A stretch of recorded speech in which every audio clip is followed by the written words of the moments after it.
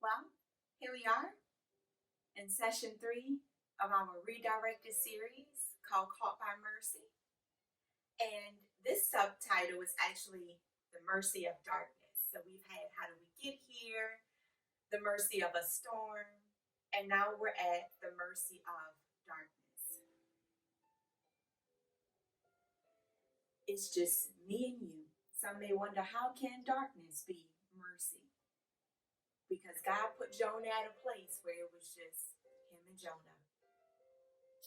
In Jonah chapter 1 verses 17 all the way to Jonah chapter 3 verse 5, we know that Jonah gets swallowed up by a great large fish. And he is trapped in the belly of that fish in darkness. I'm sure that it's quite stinky and smelly down there. But he is there alone in darkness with just him and God.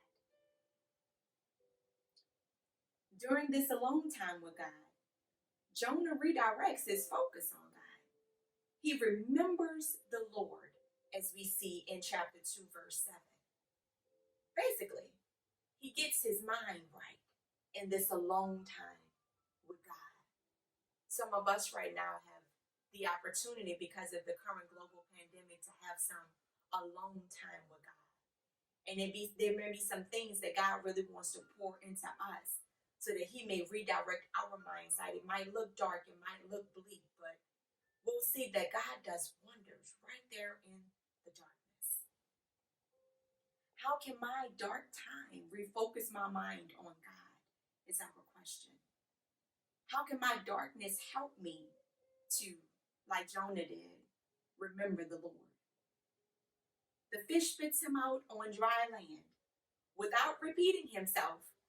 I love it. Because without God repeating himself, basically he told Jonah, after the fish spit him out on dry land, he told Jonah, now go and do what I told you to do the first time. That's my paraphrase, but I love the fact that I realized God didn't repeat the instructions. He just told him, now go and do what I had already commanded you to do. Now at this point, Jonah still had a choice to make. He could still go his own way, or he could go and do what God wanted him to do. But because of that time alone where it was just him and God in that darkness, and God redirected his mindset, this time he got up and he went to Nineveh, and he preached to Nineveh, and he told Nineveh that they had 40 days before Nineveh would be destroyed. That because they were wicked people, God was going to destroy them in 40 days. But this is the beautiful thing about God, that he will show light right there in the darkness. So as mentioned, the people of Nineveh were considered cruel and dark people, especially to the Israelites, Jonah's people. Yet, when light was shown into their darkness, they responded with repentance. They believed God's message from the greatest to the least.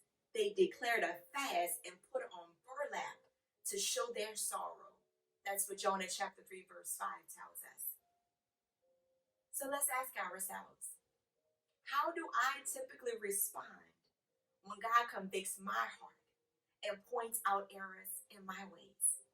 In what ways can I be more responsive to God's correction? I'll leave you with that. And next, we'll be diving deep into Jonah's response to the Ninevites' response.